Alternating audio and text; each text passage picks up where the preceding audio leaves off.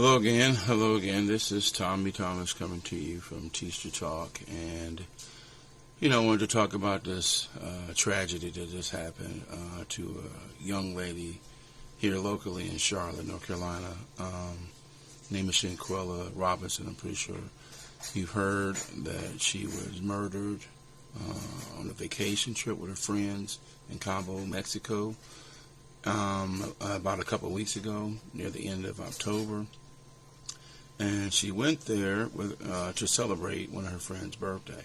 Well, so she thought they were her friends. So, as the reports go, and there's a video out showing that, when she arrived there, everything seemed fine. The next day, she talked to her mom and just said, "Hey, I'll talk to you later. I'm here having a good time, blah, blah, blah." And that was the last time she talked to her mom, which is sad. And so her so-called friends decided to, looking at the video, decided to, beat her up and jump on her. Now, that was the first video of two. I saw the first video, have not seen the second video. So what had happened, based on what the reports are, that they ambushed her technically and invited her down to this place, secluded area, and, away from family, away from everything, pretending to be her friends from college or high school or whatever. And these individuals decided to beat her up badly. We don't know who actually decided to do that, but all of them seemed to be in it, allegedly. And it's a brutal, brutal situation. She was murdered that day. I just couldn't fathom as a parent, knowing that my child went on vacation with her so-called friends, and to get the phone call saying that she's dead. Now, let me just get to the meat of it. They made contact with her mom, her friends, and told her that she had died of alcohol poisoning, which we now know is a lie. And they just left her there and took the next flight back to Charlotte, and then called her mom and told her some more stuff. All the stories were not adding up. And so her mom was like, "Wait a minute, y'all telling me different stories. This is just confusing."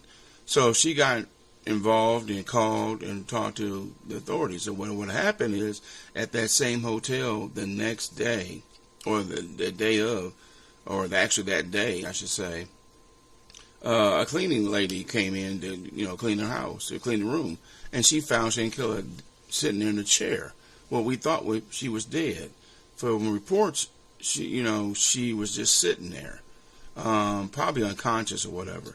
So they, somebody reportedly called the authorities, and the doctors arrived, and they tried to resuscitate her and get her going again, and they tried to get her breathing, because reports at first said that she was dead.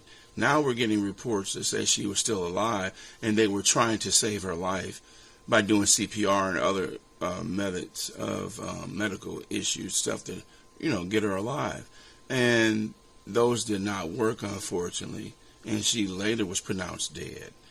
And then once the authorities alerted the FBI, because of the case had gone viral based on the video that was sent out by one of the friends, so-called friends, they sent on Twitter or Instagram or whatever social media, then the FBI got involved. And then once the autopsy was done, they found out that her neck and her spine were severed and broken, and that's the cause of death. So you have friends calling the Shanquella's mother and telling her, "Oh, it's alcohol poisoning." Now the autopsy is saying something else. This is sad. Okay, this is what your so-called friends do. This is, what is it, jealousy? Are you, the girl was a wonderful lady from what we understand, right? She, she went to college. She went to high school. She did everything. She got her degrees and stuff. She had her own business. She was braiding hair and doing nails, stuff like that girls should be doing. And she just didn't even want to do that. And it's just like, you got to be kidding. It's just unreal how people are. And they come home and lie. and then tell all these both, and then show up at the mother's house, and then be like, oh, well, everything's fine. You know, we talked to you about the alcohol situation and everything, and we're just so sorry everything. But you left her there. You didn't even decide to call 911. You planned to have her there. You planned to route her out, and just it just pisses me off. So now the family is now grieving, and then have to deal with the lies and the deceit of these friends. And obviously she's here in Charlotte. It was sad. It was sad to hear that news. And they just had the funeral on November 19th. I didn't attend, but I saw it on live.